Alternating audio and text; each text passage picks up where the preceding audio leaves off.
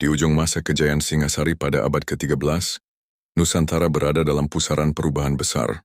Kerajaan-kerajaan di Jawa, Sumatera, Kalimantan, dan wilayah kepulauan lainnya saling bersaing membangun pengaruh. Dari pergolakan politik inilah lahir sebuah kerajaan besar yang kemudian dikenang sebagai salah satu kekuatan terbesar dalam sejarah kepulauan, Majapahit. Segalanya bermula ketika Raden Wijaya, menantu Raja Kertanegara dari Singhasari, berhasil menyelamatkan diri dari kekacauan yang ditimbulkan serangan Jaya Katuang dari Kediri pada tahun 1292. Dengan kecerdikan politik dan dukungan dari berbagai pihak, ia mendirikan sebuah pemukiman baru di hutan Tarik. Tempat itu kelak berkembang menjadi pusat kekuasaan baru yang diberi nama Majapahit, terinspirasi dari buah maja yang rasanya pahit. Pada tahun 1293 ketika pasukan Mongol datang untuk menghukum Singasari, karena menolak tunduk pada dinasti Yuan, Raden Wijaya memanfaatkan situasi tersebut. Ia menjalin aliansi sementara dengan mereka untuk menjatuhkan Jaya Katuang. Namun setelah kemenangan diraih, ia berbalik melawan Mongol dan berhasil mengusir mereka dari Jawa. Dari kemenangan inilah kerajaan Majapahit resmi berdiri dengan Raden Wijaya sebagai Raja Kertarajasa Jayawardana.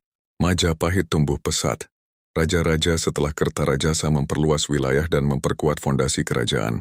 Namun puncak kejayaan Majapahit benar-benar terlihat pada masa pemerintahan Raja Hayam Wuruk, 1389, di bawah bimbingan seorang patih yang luar biasa. Gajah Mada Majapahit mengukir sejarah keemasan.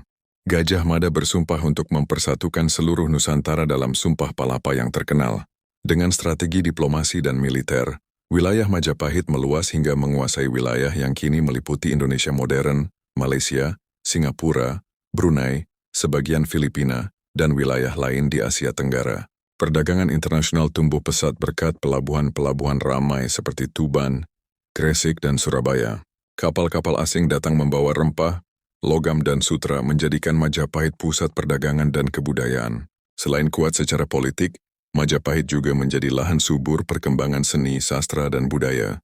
Kitab Negara Kertagama karya Empu Prapanca dan Sutasoma karya Empu Tantular lahir pada masa ini.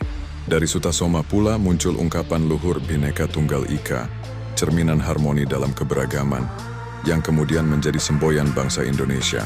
Namun, sebagaimana kerajaan besar lainnya, Majapahit pun tidak terlepas dari masa kemunduran. Setelah wafatnya Hayam Wuruk dan tidak adanya penerus yang mampu memimpin sekuat generasi sebelumnya, konflik perebutan takhta merebak.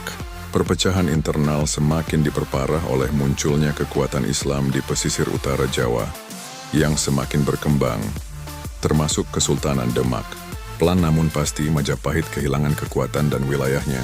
Pada akhir abad ke-15 hingga awal abad ke-16 Majapahit runtuh.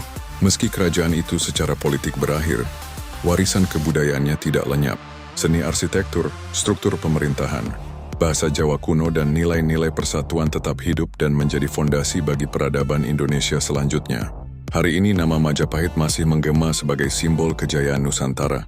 Ia mengingatkan bahwa di tanah kepulauan ini pernah berdiri satu kerajaan yang menyatukan berbagai pulau dan budaya dalam naungan kebesaran yang sama.